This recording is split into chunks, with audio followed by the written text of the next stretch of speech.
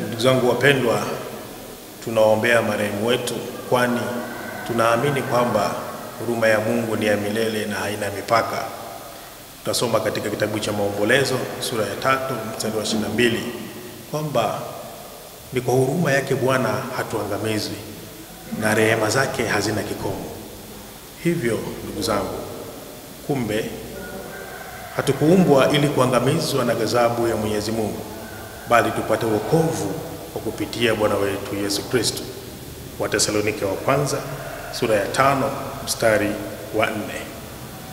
Tuendelee kuwaombea ndugu zetu marehemu ili kwa sala zetu waweze kuona uso wa Mwenyezi Mungu.